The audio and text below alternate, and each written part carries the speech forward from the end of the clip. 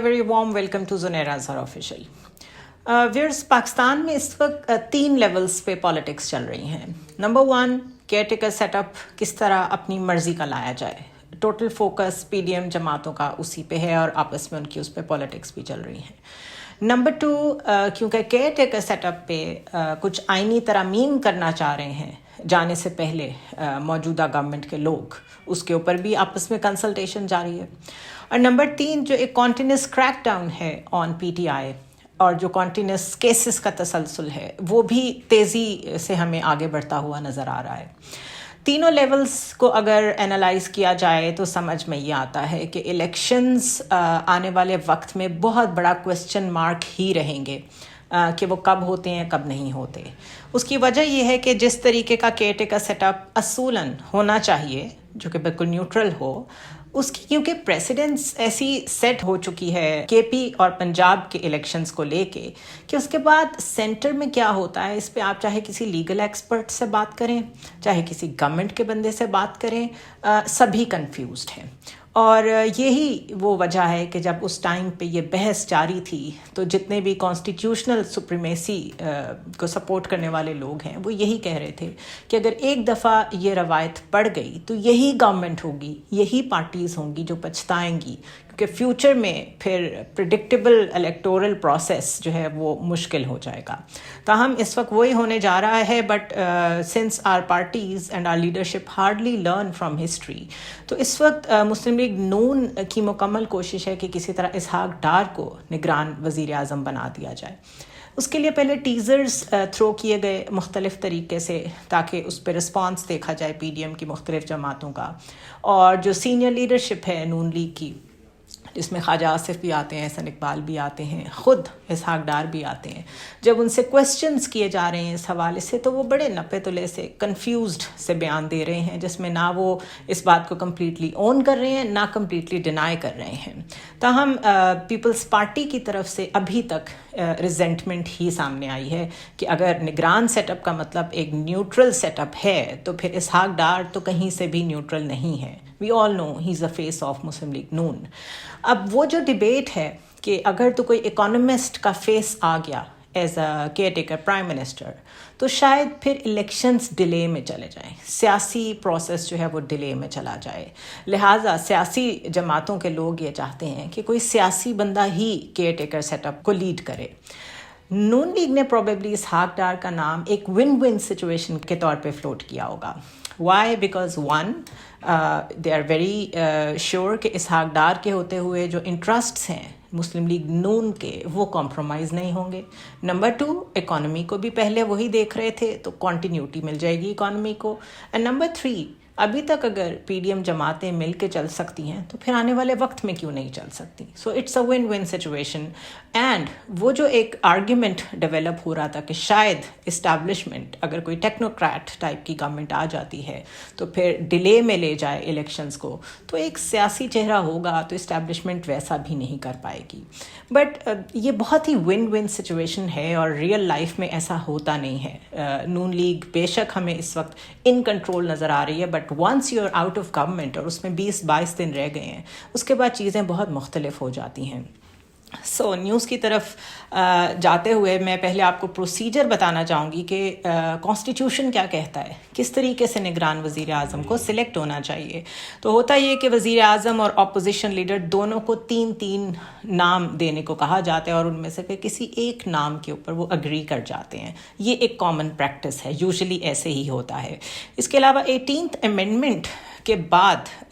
جو لیگل لوگ ہیں وہ یہ کہتے ہیں کہ نگران سیٹ اپ نے ماضی قریب میں 2 عام انتخابات کی نگرانی کی ہے، جس کی قیادت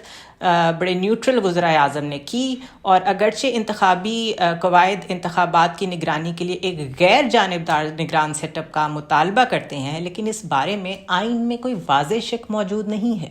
so again another loophole in the constitution کہ کہیں یہ نہیں لکھا ہوا کہ آپ نے نگران سیٹ اپ میں کوئی نیوٹرل فیس ہی لانا ہے. لیکن ڈیبیٹس ہم بہت سنتے رہیں گے. دس از کامن سینس.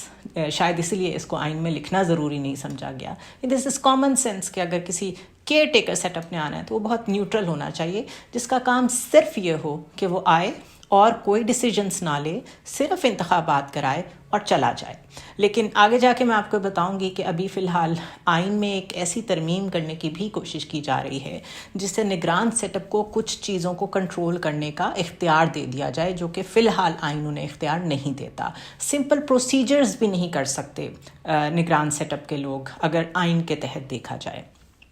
اس کے علاوہ اگر نگران سیٹ اپ کی قیادت کسی پرٹیکولر پارٹی کے بڑے لائل ممبر کے پاس ہو, مثلا ان دس کیس اسحاق ڈار, تو اس سے انتخابات کی ساکھ کو نقصان پہنچتا ہے. This is written in the constitution. لیکن ہم ہمیشہ ایسے لوگ دیکھتے ہیں ڈفرینٹ سیگمنٹس آف سوسائٹی سے تعلق رکھنے والے, جو جب بھی کچھ غیر آئینی ہو رہا ہو یا ایسا ہو رہا ہو جو آئین میں نہیں لکھا ہوا لیکن کامن سینس کہتی ہے وہ ٹھیک نہیں ہے, اس کو سپورٹ کرنے کے لیے پاکستان میں ہی تھنک ٹینکس موجود ہیں جو آرام سے کہہ دیتے ہیں کہ اس میں کوئی مذائقہ نہیں ہے. تو پلڈیٹ نے ایک ٹویٹ میں کہا ہے کہ افسوس کی بات ہے کہ ہمارے آئین اور قانون میں یہ واضح نہیں کہ نگران وزیر اعظم یا وزیر اعلیٰ اور کابینہ کے وزراء غیر جانبدار ہونے چاہیے اور کسی سیاسی جماعت سے وابستہ نہ ہوں. وہ افسوس کا اظہار کر رہے ہیں لیکن اصل میں وہ پبلک کو یہ بتا رہے ہیں کہ ایسا کچھ آئین میں نہیں لکھا ہوا. اس کے علاوہ انہوں نے لکھا کہ انہیں الیکشن ایکٹ 2017 کے تحت غیر جانبدارانہ طور پر امور سر انجام دینے کی ضرورت ہے, لیکن انہیں کسی پارٹی سے وابستہ ہونے سے کوئی چیز نہیں روکتی. نگران وزیر اعظم کے لیے قائد وہی آگے جا کے لکھ رہے ہیں کہ نواز شریف وزیر خزانہ اسحاق ڈار کو وزیر اعظم کے طور پہ دیکھنے کے خواہاں ہیں, تاہم آئین اس سے نہیں روکتا. تو یہ آپ کو لوگ اب آنے والے ٹائم میں نظر آئیں گے جو اس پروسیجر کو اور اس کانسیپٹ کو سپورٹ کریں گے کہ کیونکہ آئین میں نہیں لکھا ہوا تو کیا فرق پڑتا ہے کہ اگر کسی سیاسی جماعت کا کوئی فیس ہی کیئر ٹیکر گورنمنٹ کا فیس بن جائے. کامن سینس پہ پاکستان میں چیزیں ہوتی نہیں ہیں, کانسٹیٹیوشنلی بھی پاکستان میں چیزیں ہوتی نہیں ہیں. تو آئی ڈونٹ انڈرسٹینڈ کہ اتنی وضاحتیں دینے کی بھی کیا ضرورت ہے, بیکاز ان اینی کیس پچھلے کئی ماہ سے پاکستان میں آئین سسپینڈڈ ہے. پی ڈی ایم جماعتیں اور پیپلز پارٹی کے لوگ اپنی مرضی کے لوگوں کو 2 صوبوں میں بٹھا کے گورنمنٹ چلاتے رہے ہیں, آگے بھی چلا لیں گے, بٹ اس کا لانگ ٹرم امپیکٹ کیا ہوگا اس ملک پہ, لا لیسنس کہاں تک جائے گی اور کہاں جا کے رکے گی, اس کا جواب کسی کے پاس نہیں ہے.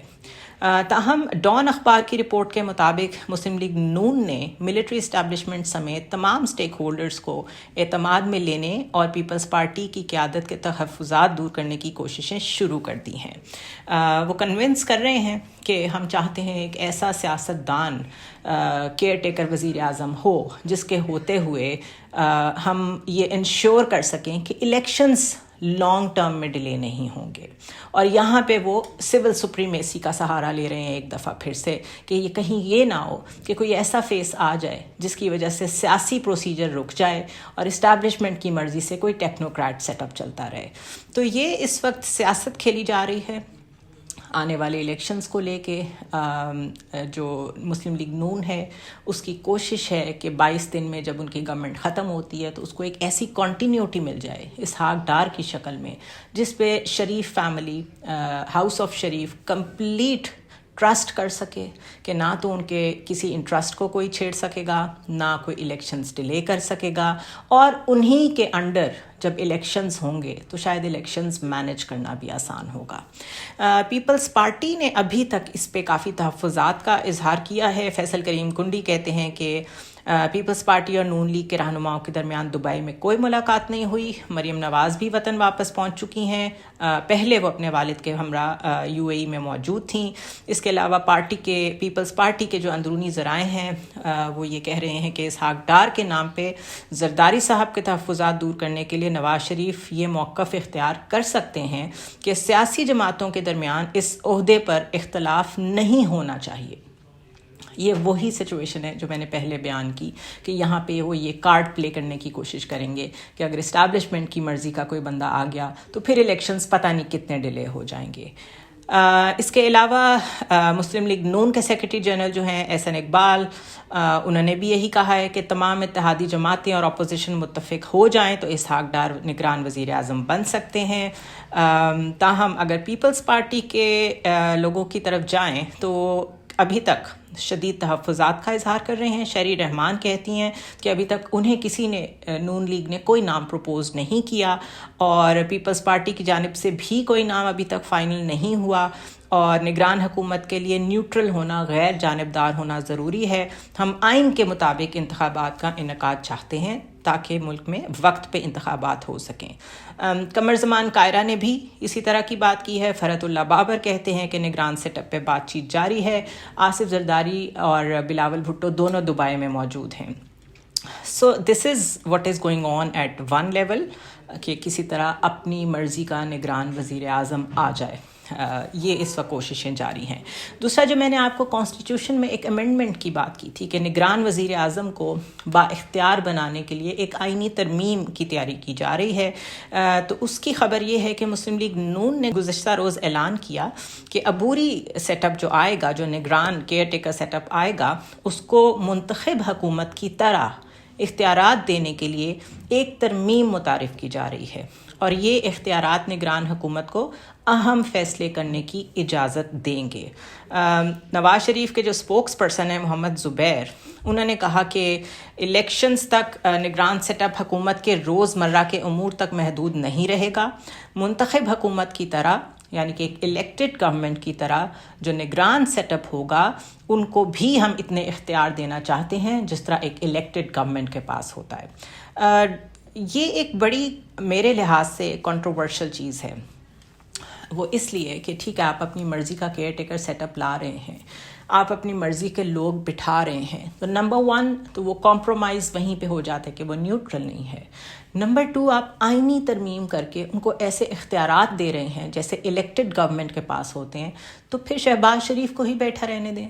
اور اعلان کر دیں کہ بس اس پیریڈ سے لے کے اس ڈیٹ سے لے کے اس ڈیٹ تک یہ کیئر ٹیکر گورنمنٹ کنسیڈر ہوگی. پھر بدلنے کی, فیس چینج کرنے کی بھی کیا ضرورت ہے. تو اس وقت کمپلیٹ عوام کے مینڈیٹ کے ساتھ, کانسٹیٹیوشن کے ساتھ, the very concept of electoral reforms کے ساتھ ایک اس طریقے کا کھیل کھیلا جا رہا ہے کہ اس سے پہلے this was unprecedented and unthinkable.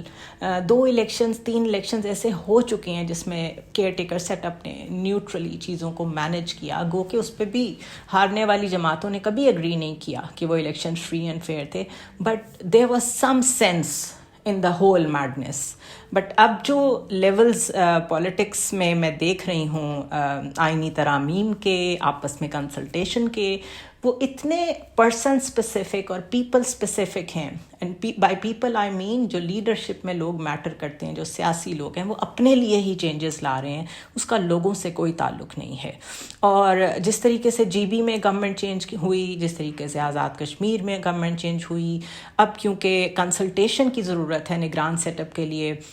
Provincial level پہ بھی وزیر اعلیٰ کو اور لیڈر آف دی اپوزیشن کو, تو حلیم عادل شیخ کو ہٹا کے سندھ اسمبلی میں رانا انصار کو 24 گھنٹوں میں اپوزیشن لیڈر بنائے جانے کا امکان ہے. ہوا یہ کہ تحریک انصاف کی موجودگی میں ایم کیو ایم پی کے سندھ اسمبلی میں ان کے 21 ارکان تھے,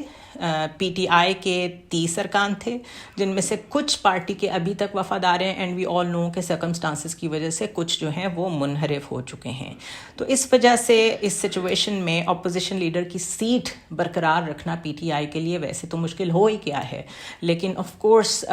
جس طرح فرینڈلی اپوزیشن سینٹر میں ملی ہوئی ہے راجہ ریاض کی شکل میں, اسی طرح سندھ میں بھی میسر آ جائے گی. تو وہ جو سارے بیریئرز ہیں جس میں میکسیمم کنسلٹیشن کے ساتھ ایک نیوٹرل سیٹ اپ کی طرف جایا جا سکتا تھا, وہ ایک ایک کر کے ہٹا دیے گئے ہیں. سو آپ کچھ دنوں میں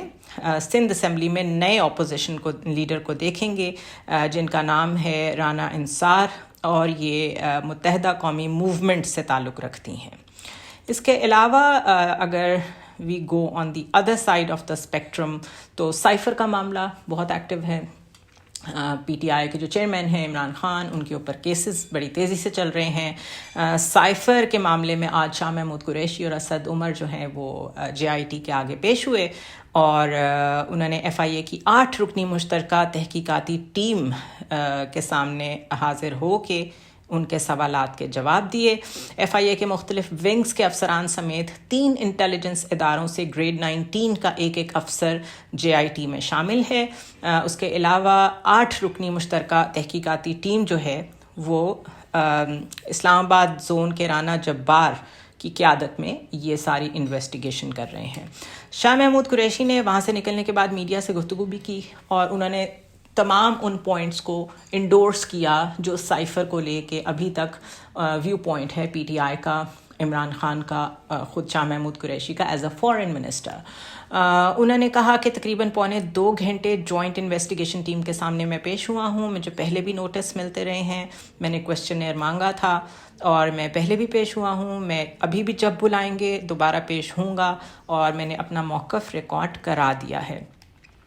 کرکس یہ ہے ان کے بیان کا کہ انہوں نے میڈیا سے گفتگو کرتے ہوئے کہا کہ سائفر ایک حقیقت ہے،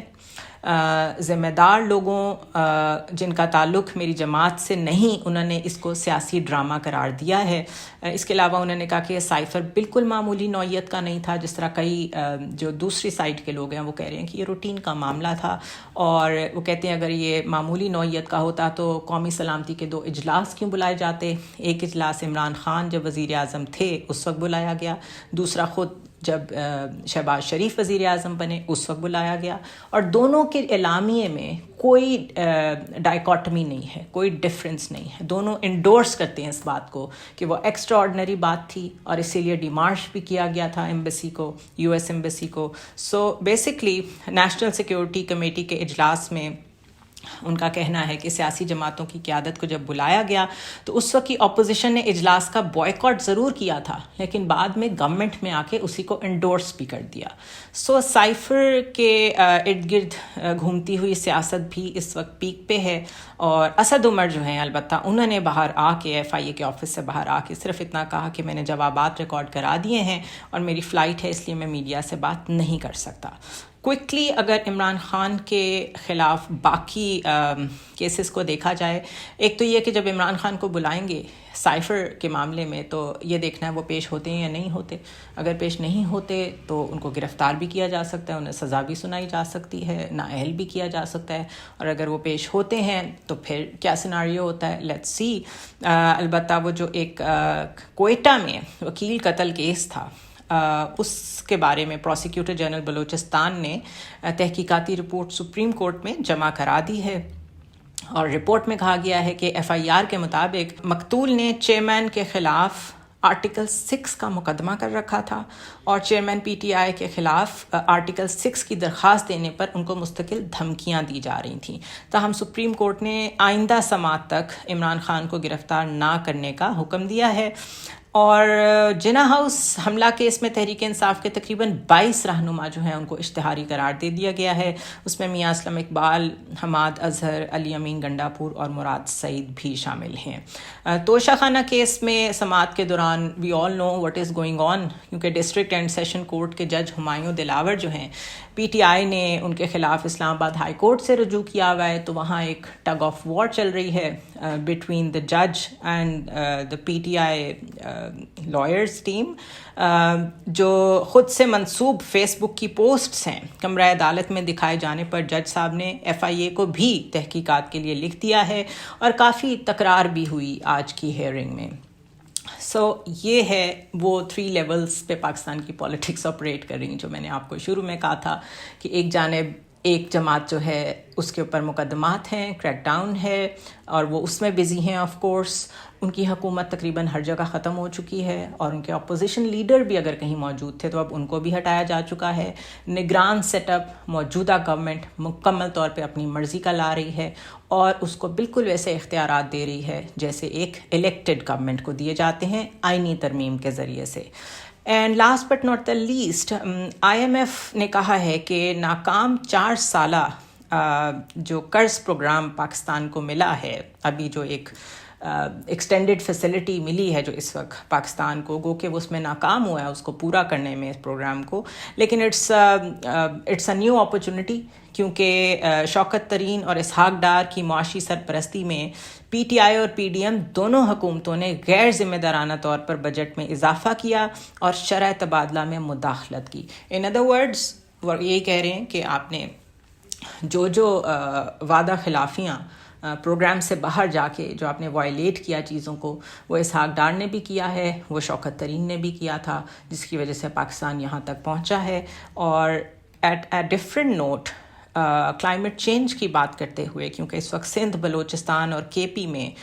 جو کرنٹ رین ہے اس کی وجہ سے تقریباً 27 افراد جاں بحق ہوئے ہیں، اور مانسون کا اگلا سپیل ابھی سٹارٹ ہونا ہے 31 جولائی سے، اور فلیش اور اربن فلڈنگ کا شدید خدشہ ہے. تو IMF کا کہنا ہے کہ پاکستان کو جتنی عالمی مدد ملنی چاہیے تھی اس سے بہت کم ملی ہے. تو اگر پاکستان اپنے لیے کلائمیٹ جسٹس ابھی تک کلیم نہیں کر سکا، جبکہ ہم دنیا دیکھ رہی ہے کہ ہم سب سے زیادہ اس کا شکار ہیں، تو یہ ناکامی بھی میں سمجھتی ہوں ہماری گورنمنٹ کی ہے، بلاول بھٹو کی ہے، شہباز شریف کی ہے، شیری رحمان کی ہے جو کہ کلائمیٹ منسٹر ہیں، کیونکہ ان لوگوں کی ذمہ داری تھی. یہ لوگ جنیوا گئے تھے اس اسپیشل کلائمیٹ کانفرنس میں، ان سب نے پلیج کیا تھا کہ کتنے پیسے پاکستان کو ملنے ہیں، جس میں سے ابھی تک کچھ نہیں ملا. تو مستقل اگر تباہ کاریاں جاری ہیں اور اس اجلاس کا کوئی فائدہ نہیں ہوا، جس کا ہم نے یہاں پہ بہت کوریج دیکھی تھی اور بہت سنا تھا کہ پاکستان کو بڑی سپورٹ ملی ہے انٹرنیشنلی، لیکن مٹیریلائز کچھ نہیں ہوا. یہی چیزیں ہیں جو کہ ڈیلیوری بیسڈ اگر سسٹم ہو جائے پاکستان کی پالیٹکس کا، کہ آپ نے وعدے کیا کیے، آپ نے دکھایا کیا، اور وہ ڈیلیور ہوا کہ نہیں، تو بڑی آسانی سے جمہوریت بھی آگے چل سکتی ہے، ملک بھی گورن ہو سکتا ہے، اور آپ کی سیاست بھی زندہ رہ سکتی ہے. But here clearly nobody cares about the people. تو یہ ایک اور فیلئر ہے، اور اس کلائمیٹ چینج سے لوگ کتنی تکلیف میں ہیں، میرے خیال ہے اس کو میڈیا بھی بہت کم کور کر رہا ہے. I'll see you tomorrow.